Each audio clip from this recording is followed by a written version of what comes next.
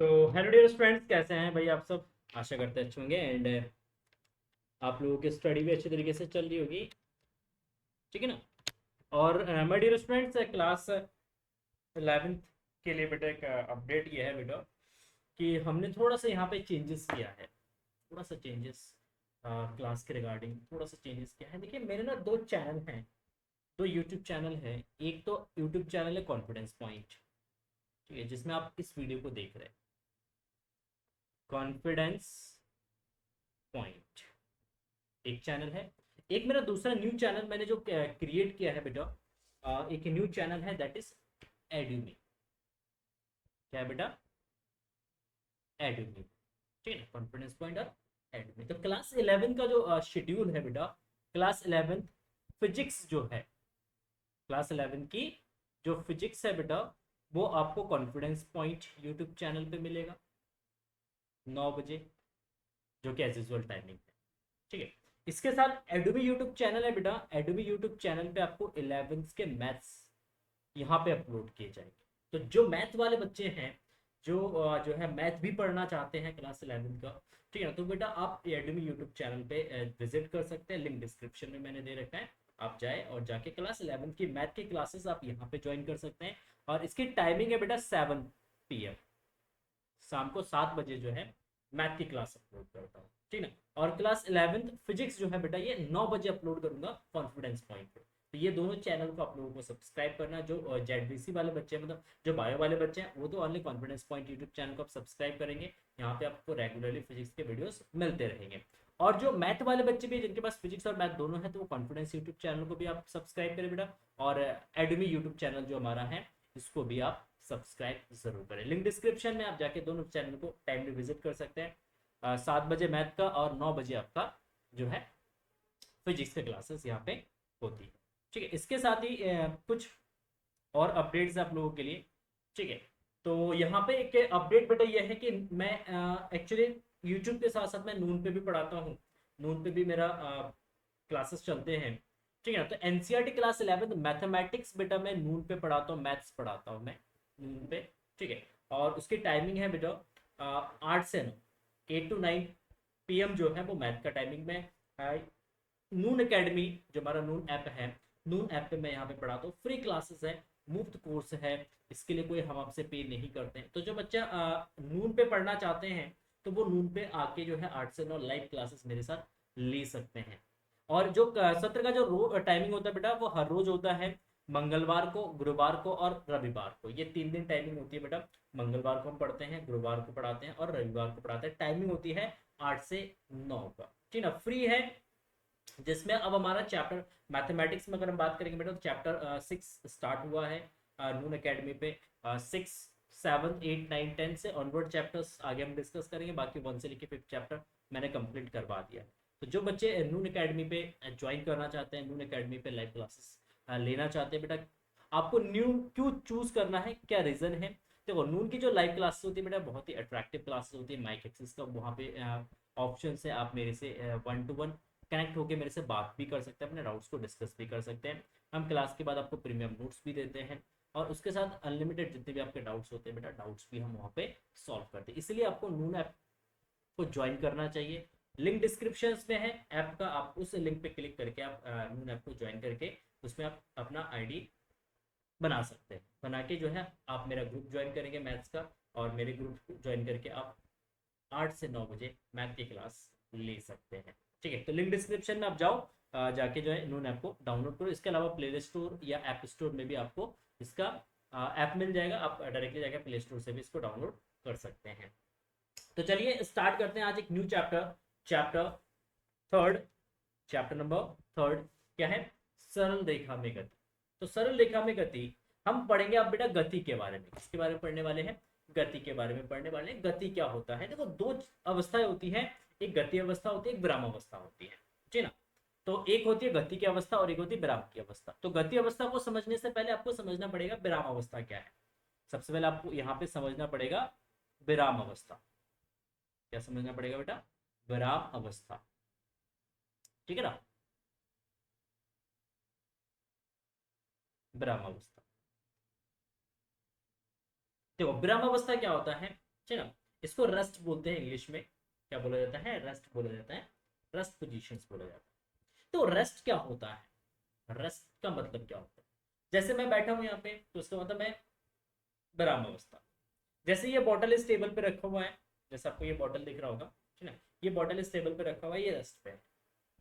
ये तब तक रहेगा जब तक कि हम इसको यहाँ से हटा के किसी दूसरी जगह पे ना रख दे, तब तक ये इसी अवस्था में रहेगा। तो इसको हम क्या बोल रहे हैं बेटा, विराम अवस्था बोलते हैं। ठीक है ना। मैं जिस चेयर पे बैठा हुआ हूँ, ये चेयर जो है ये विराम अवस्था में, क्योंकि ये रुका हुआ। तो कोई भी चीज जो रुकी हुई होती है उसको हम क्या बोलते हैं, विराम अवस्था बोलते हैं। अच्छा सर, केवल यही है क्या विराम अवस्था, इसके अलावा नहीं होता है?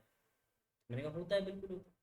ठीक है। जैसे आपने कभी फील करा होगा बेटा, आप कभी ट्रेन में ट्रेवल किया होगा आपने, आप कभी ट्रेन पे ट्रेवल करते हैं, तो देखो दो ट्रेनें अगर एक ही डायरेक्शन में चल रही होती है, एक ट्रेन इधर, दूसरी ट्रेन भी इसी डायरेक्शन में चल रही होती हैं, और दोनों की स्पीड समान है, इसकी भी स्पीड 60 है, इसकी भी स्पीड 60 है, और वो दोनों सेम दिशा में चल रही एक ही स्पीड से, तो जब आप इस ट्रेन पे बैठ के इस ट्रेन को अगर आप ऑब्जर्व करोगे तो आपको ये ट्रेन लगेगा कि ये रुका हुआ है। या इस ट्रेन पर अगर कोई एक आदमी बैठा हुआ है, अगर वो आपको ऑब्जर्व कर रहा है तो उनको लगेगा कि आप यहाँ पे रेस्ट में, बट एक्चुअल में क्या हो रहा है, ये चल रहे हैं। बट जब हम एक दूसरे को देखते हैं तो हमें ऐसा फील होता है कि हम रुके हुए हैं। या आप जब उसी इंस्टेंट आप यहाँ पे मान लो कोई पोल है या कुछ भी एक ऑब्जेक्ट है यहाँ पे, जब आप इसको देखोगे तो आपको लगेगा कि आप इसके रिस्पेक्ट में गति की अवस्था में। देखो इसको थोड़ा सा और क्लियरिटी के साथ हम समझते हैं। ठीक है, विराम अवस्था।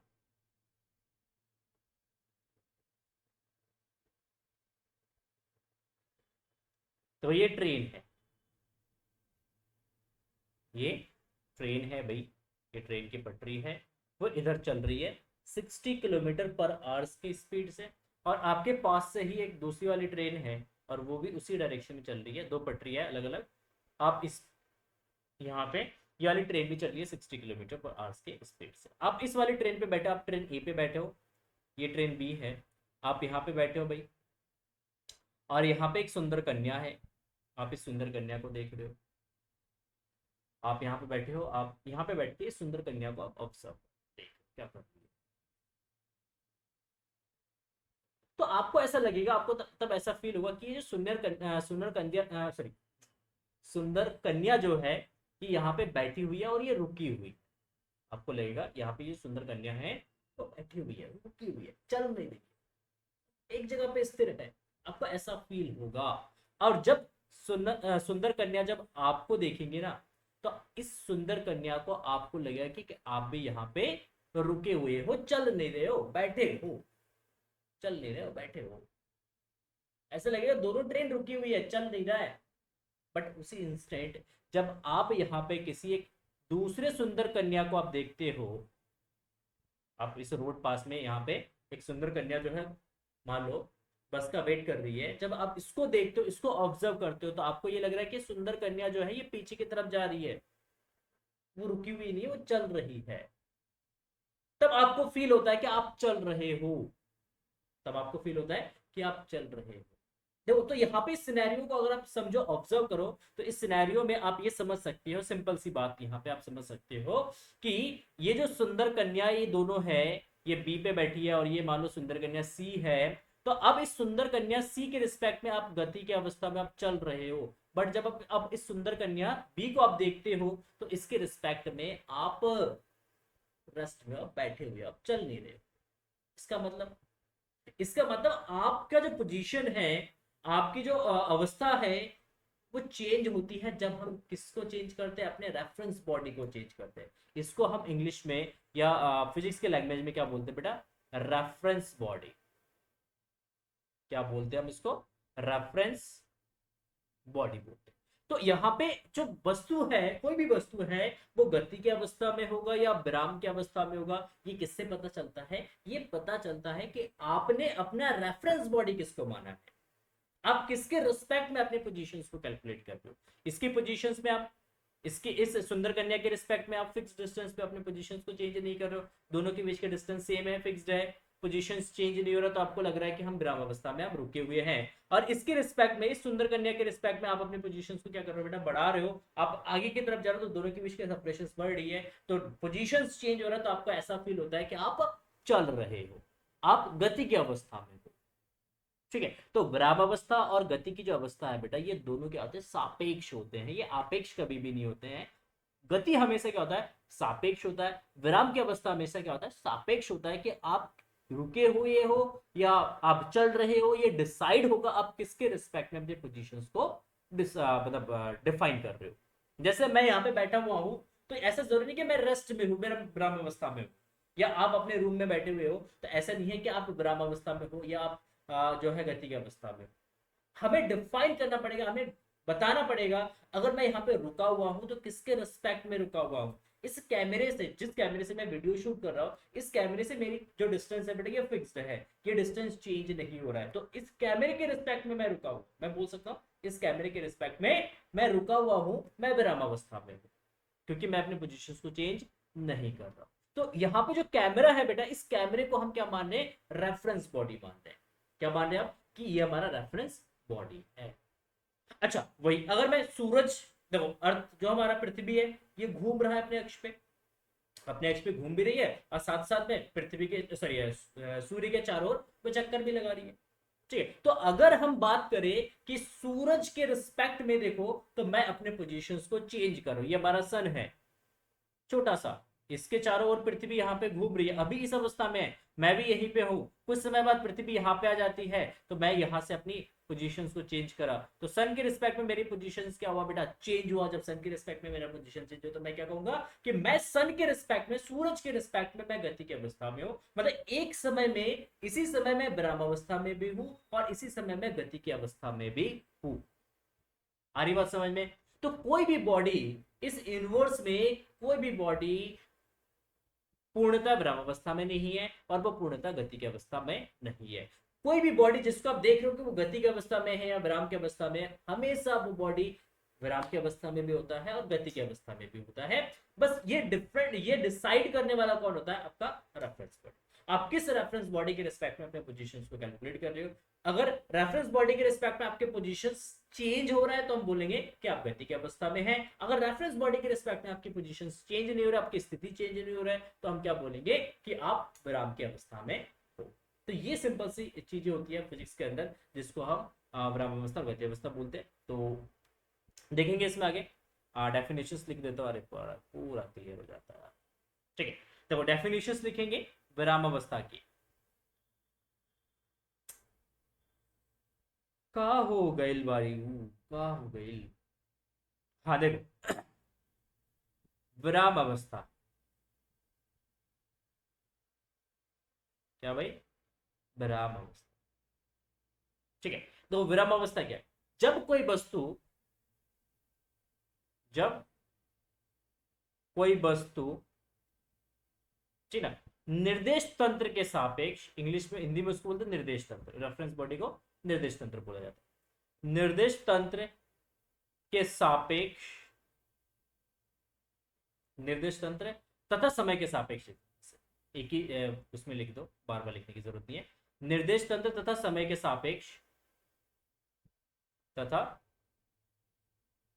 समय के सापेक्ष अपनी स्थिति को परिवर्तित करें, अपनी स्थिति को परिवर्तित ना करें, परिवर्तित ना करे, तो उसे विराम अवस्था कहते हैं, उसे विराम अवस्था कहते। ठीक है ना, तो विराम अवस्था जब कोई वस्तु निर्देश तंत्र तथा समय के सापेक्ष अपनी स्थिति को क्या कर रहा है, परिवर्तित नहीं कर रहा है, वो फिक्स्ड है, अपनी पोजीशंस को चेंज नहीं कर रहा है, तो हम क्या बोलेंगे कि वो वस्तु विराम अवस्था में है। जैसे उदाहरण के लिए, अगर हम कोई एक आध एग्जाम्पल ले, तो आप बहुत सारे उदाहरण लिख सकते हैं। तो उदाहरण, मेज पर रखी बुक, किताब, किसमें, विराम अवस्था में। मेज पर अगर कोई भी किताब रखी है, तो मेज के रिस्पेक्ट में उसकी पोजीशन चेंज नहीं हो रहा है, तो किसमें है, रेस्ट में है, ठीक है। इसके अलावा कुछ भी, कक्षा में बैठा हुआ एक विद्यार्थी, कक्षा में कोई एक विद्यार्थी, विद्यार्थी, ठीक है। क्लास में एक विद्यार्थी मतलब एक स्टूडेंट बैठा हुआ है, ठीक है ना, तो उस स्टूडेंट का पोजीशन चेंज नहीं हो रहा है, उस स्टूडेंट का पोजीशन चेंज नहीं हो रहा, तो क्या करेंगे, क्या बोलेंगे कि वो विराम अवस्था में वो रुका हुआ, ठीक। तो आदि आप बहुत सारे इस तरीके के एग्जाम्पल बना सकते हैं, ठीक है। देखिए नेक्स्ट आते हैं, नेक्स्ट डेफिनेशन में चलते हैं, गति की अवस्था, गति अवस्था। आज पता नहीं राइटिंग नहीं बन रही है और लिखने में भी पता नहीं क्या हो जा रहा है, समझ नहीं आ रहा है।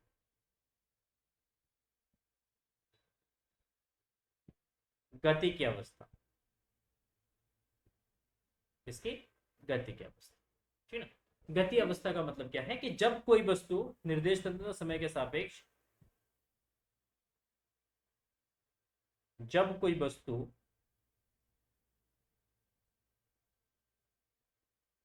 निर्देश तंत्र तथा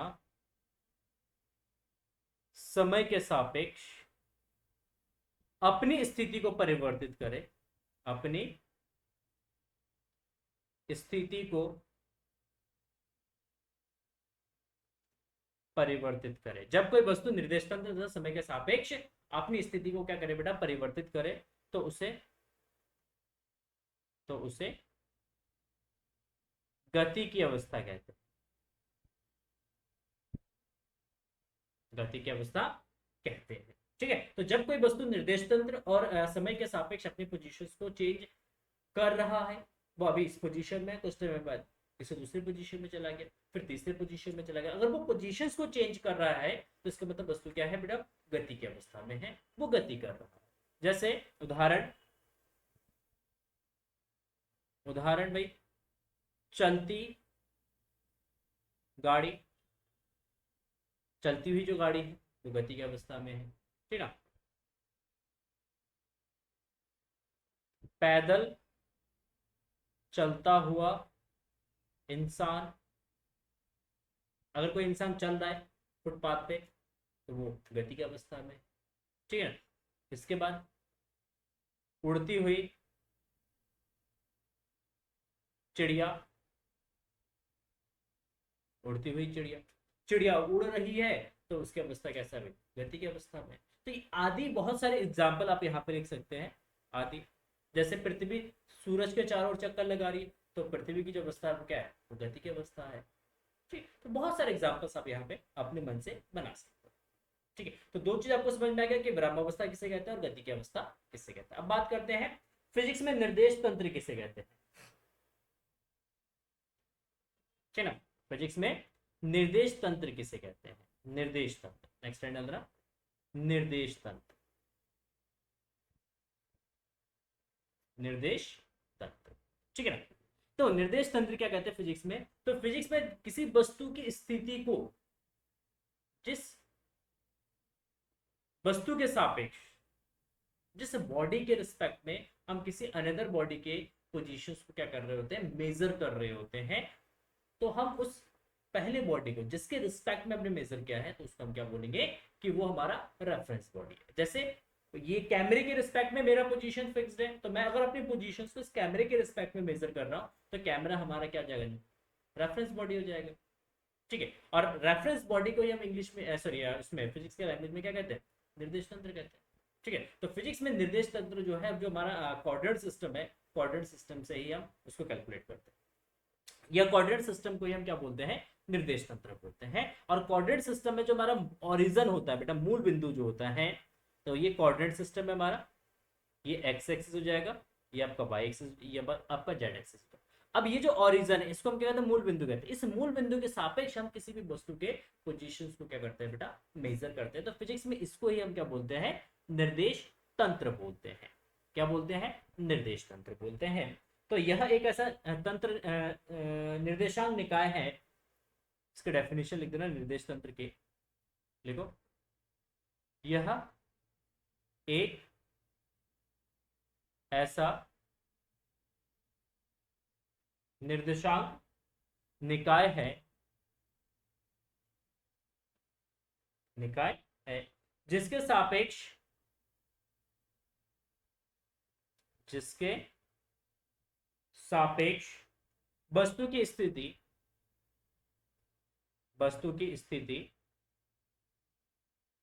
तथा गति का निर्धारण किया जाता है, गति का, गति का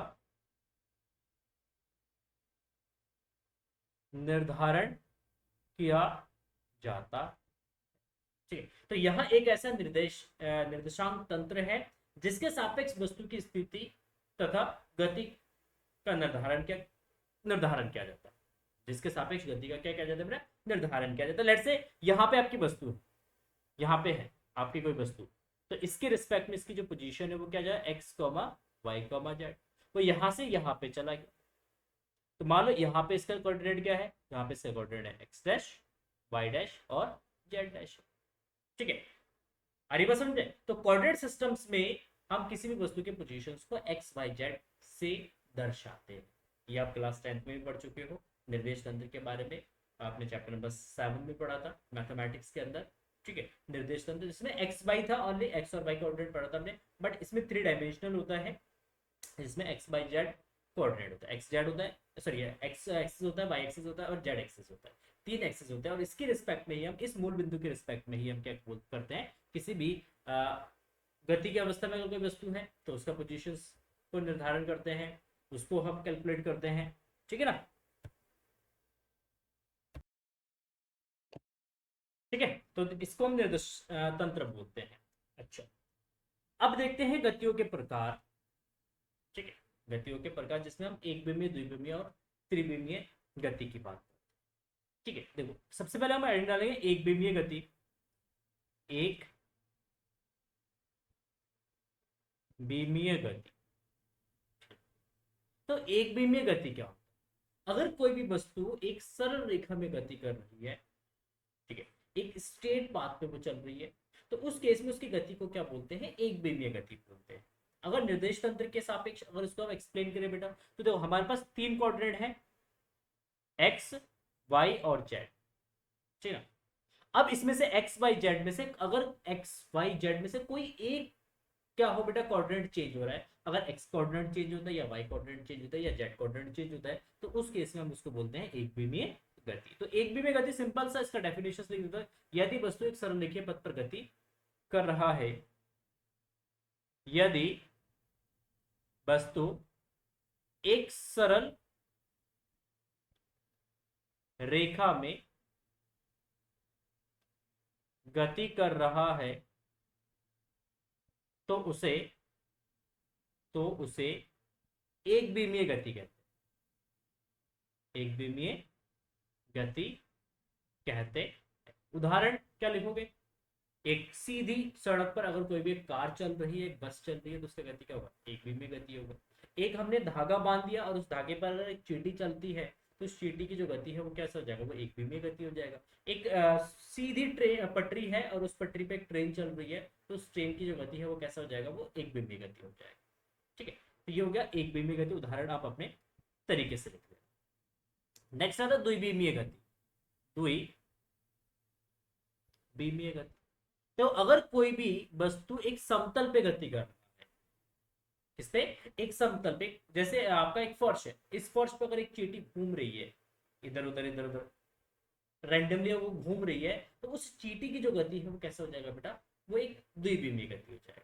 या जैसे ग्राउंड में बच्चा खेल रहा है, और खेलेगा तो सीधे तो नहीं जाएगा, वो जिस जहां मन होगा उसका वो उधर चला जाएगा। ठीक है, तो एक ग्राउंड पे अगर एक बच्चा खेल रहा है, तो उसकी जो गति है वो कैसा हो जाएगा बेटा, एक द्विविमीय गति हो जाएगा। या जैसे ग्राउंड पे मान लो अगर कोई कार चल रही है, एक ग्राउंड है बड़ा सा और उसके अंदर एक कार जिगजैग पाथ पे चल रहा है, कभी इधर कभी उधर कभी इधर कभी उधर, ठीक है ना, लहर मारते हुए अगर वो चल रहे हैं, तो उसकी गति कैसे हो जाएगा, द्विविमीय गति हो जाएगा। ठीक है ना, तो द्विविमीय गति, यदि कोई वस्तु यदि कोई वस्तु किसी समतल में गति कर रहा है, यदि कोई वस्तु किसी समतल में गति कर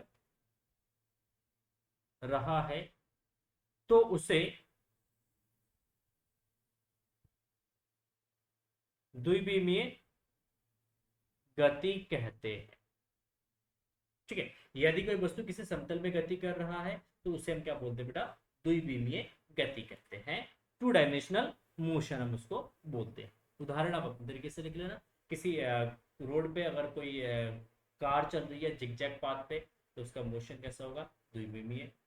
अगर कोई बच्चा ग्राउंड पे खेल रहा है तो उसकी गति कैसा होगा, द्विविमीय। एक फर्श पे एक चींटी चल रही है तो उस चींटी की जो गति है वो कैसा हो जाएगा बेटा, वो द्विविमीय हो जाएगा। एक दीवार पे अगर कोई भी मतलब कोई कीड़ा मकोड़ा चल रहा है, चढ़ रहा है ऊपर, ठीक है, तो उसकी गति कैसा हो जाएगा, द्विविमीय गति हो जाएगा। तो इस तरीके के बहुत सारे एग्जाम्पल्स आप लिख सकते हैं अपने तरफ से। नेक्स्ट आता है त्रिविमीय गति। त्रिविमीय गति, देखो त्रिविमीय गति क्या होता है भाई, त्रिविमीय गति, ठीक है। त्रिविमीय गति किसे कहते हैं, अगर कोई भी बॉडी स्पेस में मूव कर रहा है, आकाश में, खाली जो आकाश है इस आकाश के अंदर वो मूव कर रहा है, स्पेस के अंदर मूव कर रहा है, जिसमें उसका एक्स वाई जेड तीनों कोऑर्डिनेट चेंज हो रहा है, एक्स कोऑर्डिनेट भी चेंज हो रहा है, वाई कोऑर्डिनेट भी चेंज हो रहा है, जेड कोऑर्डिनेट भी चेंज हो रहा है, तो उस केस में हम उसके मोशंस को क्या बोलते हैं, हम बेटा त्रिविमीय गति बोलते हैं। ठीक है ना, यहाँ पे किसी समतल की जगह यहाँ पे लिख देना एक्स वाई प्लेन भी हो सकता है, वो वाई जेड प्लेन भी हो सकता है और जेड एक्स प्लेन भी हो सकता है। ठीक है, एक्स वाई प्लेन में भी गति कर सकता है, वाई जेड पे भी कर सकता है और वो जेड एक्स पे भी कर सकता है। त्रिविमीय गति, यदि किसी वस्तु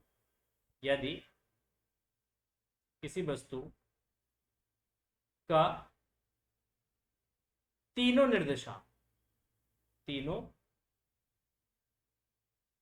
निर्देशांक x y z, x y z, यदि किसी वस्तु का तीनों निर्देशांक एक्स वाई जेड परिवर्तित हो तो उसे त्रिविमीय गति कहते हैं। त्रिविमीय गति कहते, ठीक है। तो अगर कोई भी बॉडी जिसमें एक्स वाई जेड तीनों कोऑर्डिनेट चेंज हो रहे हैं, जैसे आसमान में एक चिड़िया उड़ रही है तो उस उड़ती हुई चिड़िया की जो गति है वो त्रिविमीय है, या हवा बहुत तेज चल रही है और एक पतंग उड़ रही है आकाश में तो उस पतंग की जो गति है वो त्रिविमीय गति हो जाएगा। ठीक है ना, आपके रूम के अंदर बहुत सारे गैसेस पार्टिकल्स है तो गैसेस पार्टिकल का मोशन कैसा होगा, थ्री डायमेंशनल हो जाएगा। आपके रूम के अंदर एक मक्खी या एक सॉरी ये चींटी तो नहीं होती है, एक मक्खी या मच्छर उड़ रहे हैं तो उस चींटी और मक्खी का जो सॉरी चींटी नहीं, मच्छर और मक्खी का जो मोशन है, गति है, वो क्या है बेटा, त्रिविमीय गति। ठीक है, तो अगर सीधी रेखा पे गति हो रहा है तो वो एक विमीय होगा, अगर समतल पे गति हो रहा है तो वो द्विविमीय होगा, अगर पूरे स्पेस में अगर वो गति हो रहा है तो वो हमारा थ्री डायमेंशनल मोशन। ठीक है, तो ये कुछ टाइप्स थे। अब नेक्स्ट वीडियो में बेटा हम डिस्कस करेंगे दूरी विस्थापन, वेग, चाल, ठीक है, त्वरण, ये सारे जो छोटे छोटे टॉपिक्स है बेटा वो हम नेक्स्ट सेशंस में डिस्कस करेंगे। तो आज के सेशन में बस इतना ही। तो आप लोगों से रिक्वेस्ट है, प्लीज वीडियो पसंद आए तो प्लीज वीडियो को लाइक कर देना, अपने दोस्तों के साथ वीडियो को शेयर जरूर करिएगा। और जो मैथ के बच्चे हैं बेटा, मैथ के बच्चे एडमी यूट्यूब चैनल को विजिट करें बेटा, क्योंकि मैथ की जो क्लासेस है वो एडमी यूट्यूब चैनल पे चलेगा, बाकी फिजिक्स की जो क्लासेस है बेटा वो कॉन्फिडेंस पॉइंट पे चलेगा। ठीक है, चलिए मिलते हैं नेक्स्ट वीडियो में, तब तक के लिए thank you so much and bye bye.